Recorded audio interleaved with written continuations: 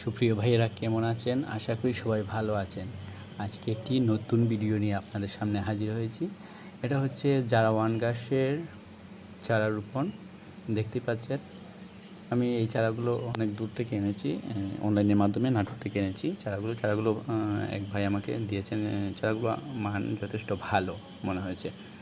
আমি ভালো করে জমি চাষ দিয়ে চারাগুলো রোপণ করেছি। দেখতেই পাচ্ছেন স্ক্রিনে, এটা হচ্ছে জারাওয়ান ঘাসের চারা। এই ঘাসটা অনেক লম্বা হয় এবং বড় হয়, যার কারণে ঘাসের চাহিদা মেটানোর জন্য আমার কাছে মনে হয়েছে এই ঘাসটা খুব উপকারী হবে আমার জন্য। আমি এমনিতে এর আগে জার্মান ঘাস চাষ করেছি এবং এখনও সেটা ব্যবহার করছি। জার্মান ঘাসগুলো আপনারা জেনে থাকবেন যে ওইটা হচ্ছে তুলনামূলক নিচু জায়গা, যেখানে পানি বেশি সময় জমে থাকে।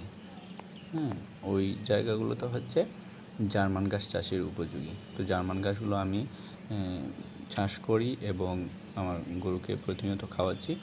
পাশাপাশি ঘাসের চাহিদা থাকার কারণে হচ্ছে এই জারাওয়ান ঘাসের চারা এনেছি এবং 2 দিন হলো চারাগুলো রোপণ করেছি।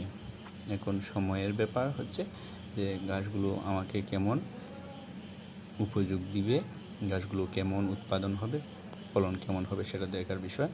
এবং এই চারাগুলো খুবই ভালো দিয়েছেন ভাই আমাকে, আমি সেটা রোপণ করেছি। এখন বাকিটা হচ্ছে দেখার বিষয় যে চারাগুলো কেমন ভালো হবে এবং ঘাসের ফলন কতটা ভালো হবে। আপনারা চাইলে এই ঘাসগুলো চাষ করে আপনাদের গরুকে খাওয়াতে পারেন। এই ঘাসগুলো থেকে ভালো পুষ্টি গুণগুণ পাবে গরু। এই দিক বিবেচনা করেই আসলে এই জারাওয়ান ঘাসের চারা রোপণ করেছি। ধন্যবাদ সবাইকে।